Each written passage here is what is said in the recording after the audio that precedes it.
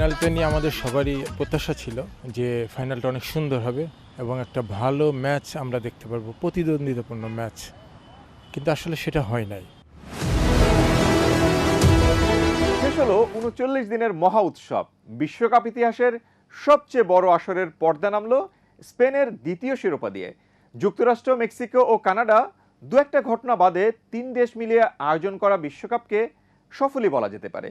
বিশ্বকাপের নানা দিক নিয়ে কথা বলেছেন ক্রীড়া বিশ্লেষক জাহিদ রহমান। তার বিশ্লেষণে উঠে এসেছে বিশ্বকাপের নানা দিক। ৩৯ দিনের ফুটবল উন্মাদনা ও বর্ণিল এক মহা উৎসবের মধ্যে দিয়ে পর্দা নামল ২০২৬ ফিফা বিশ্বকাপের। মেক্সিকো, যুক্তরাষ্ট্র ও কানাডার যৌথ আয়োজনে অনুষ্ঠিত এই আসরের শিরোপা দ্বিতীয়বারের মতো নিজেদের ঘরে তুলেছে স্পেন। বিশ্বকাপ ইতিহাসের সবচেয়ে বড় এই আসরটি কিছু ছোটখাটো ঘটনা বাদে সামগ্রিকভাবে সফল হিসেবে বিবেচিত হচ্ছে। তবে মাঠের ফুটবলের লড়াই শেষ হতে না হতেই এখন বিশ্বজুড়ে ফুটবল প্রেমীদের নজর ২০৩০ সালের পরবর্তী আসরের দিকে, যা হতে যাচ্ছে বিশ্বকাপের শতবর্ষ উদযাপনের এক বিশেষ টুর্নামেন্ট। সাম্প্রতিক এই বিশ্বকাপ এবং ফুটবলের ভবিষ্যৎ নিয়ে নিজের বিশ্লেষণ তুলে ধরেছেন বিশিষ্ট ক্রীড়া বিশ্লেষক জাহিদ রহমান। ২০২৬ বিশ্বকাপের ফাইনাল ম্যাচে স্পেন ও আর্জেন্টিনার লড়াই নিয়ে ফুটবল বিশ্বে ব্যাপক উত্তেজনা থাকলেও ব্যক্তিগতভাবে জাহিদ রহমান এই ফাইনাল ম্যাচটি দেখে কিছুটা হতাশ হয়েছেন বলে জানান। ফাইনালটা নিয়ে আমাদের সবারই প্রত্যাশা ছিল যে ফাইনালটা অনেক সুন্দর হবে এবং একটা ভালো ম্যাচ আমরা দেখতে পারবো, প্রতিদ্বন্দ্বিতাপূর্ণ ম্যাচ, কিন্তু আসলে সেটা হয় নাই। সেটা হয় নাই এই কারণে যে বিশেষ করে যারা পরাজিত হলো, গতবারের যারা চ্যাম্পিয়ন ছিল আর্জেন্টিনার যেভাবে খেলার কথা ছিল আর্জেন্টিনা সেভাবে খেলতে পারে নাই। তো ম্যাচে বলা যায় যে স্পেনের এক ধরনের একক আধিপত্য ছিল। তারপরও ফার্স্ট হাফ শেষ হওয়ার পরও দর্শকদের একটা প্রত্যাশা ছিল যে আগের যে ম্যাচগুলো হয়েছিল, যেগুলো কোয়ার্টার ফাইনাল, রাউন্ড 32 এবং রাউন্ড 16, যে আর্জেন্টিনা গোল খাওয়ার পরেও তাদের যে একটা আবার ফিরে আসা, কিন্তু সেটা দেখা যায় না। ফলে কোটি কোটি যে দর্শক এবং বাংলাদেশের যে দর্শক যারা, তারা আসলে বলবো যে তাদের যে একটা ভালো খেলা দেখার যে তৃষ্ণা, সেটা আসলে মেটে নাই। তবে বড় দলগুলোর পাশাপাশি ছোট দেশগুলোর পারফরমেন্স তাকে মুগ্ধ করেছে।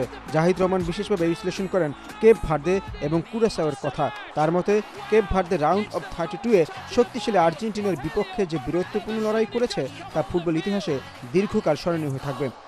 অন্যদিকে যখন 32 দল খেলতো তখন মোটামুটি একটা সমমানের দলগুলোই বিশ্বকাপের তারা যে উত্তীর্ণ হয়ে আসতো আর কি। ফলে 48টা ম্যাচ আসার পর অনেকেই বলেছিল মানসম্পন্ন দল আসে নাই, কিন্তু আমি বলবো যে আসলে খেলাটা শুরু হওয়ার পরে এই যে যারা এই কথাগুলো বলেছিল সেটার প্রতিফলিত হয় নাই, বরং আমরা দেখেছি যে একদম যে নতুন দল যারা আসলো এবং অজানা যে দল, যেমন কেপ ভার্দেই বলি আর কুরাসাও বলি, কিন্তু আসলে তারা খারাপ খেলে না, তারা ভালো খেলেছে।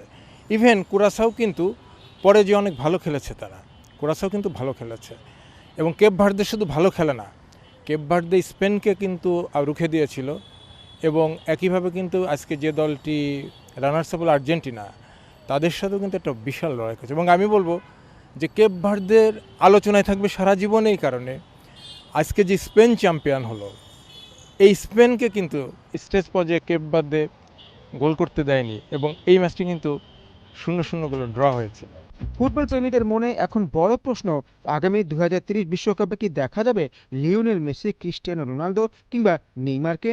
এ প্রসঙ্গে জাহিদ রহমান মনে করেন, বয়স, ইনজুরি এবং বর্তমান ক্যারিয়ারের গতি প্রকৃতি বিশ্লেষণ করলে এটা নিশ্চিতভাবে বলা যায় যে ২০২৬ বিশ্বকাপ ছিল এই কিংবদন্তিদের শেষ আসর। তবে ফুটবল প্রেমীদের আশ্বস্ত করে তিনি বলেন, এই মহাতারকাদের অনুপস্থিতি আগামী বিশ্বকাপে বড় কোনো নেতিবাচক প্রভাব ফেলবে না।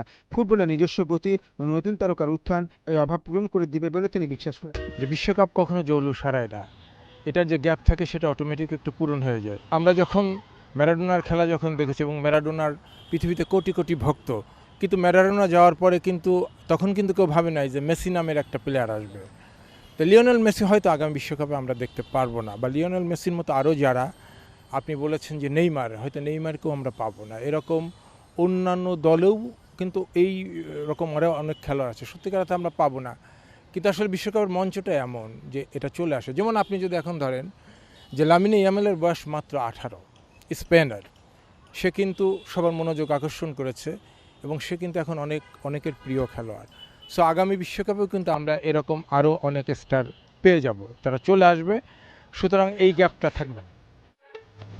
2030 সালে বিশ্বকাপ হবে ইতিহাসের 24তম আসর, যা মূলত বিশ্বকাপের শতবর্ষ উদযাপনকে কেন্দ্র করে আয়োজিত হবে। ইতিমধ্যে আয়োজক হিসেবে 6টি দেশ 2030 বিশ্বকাপে তাদের অংশগ্রহণ নিশ্চিত করেছে। বাকি 42টি দেশ বিভিন্ন মহাদেশীয় বাছাই পর্ব পেরিয়ে মূল আসরে জায়গা করে নেবে। ফুটবল বিশ্ব এখন অধীর আগ্রহ অপেক্ষা করছে শতবর্ষী সেই বিশেষ আসরের জন্য, যেখানে ফুটবলের ঐতিহ্য ও আধুনিকতার এক অপূর্ব মিলন ঘটবে।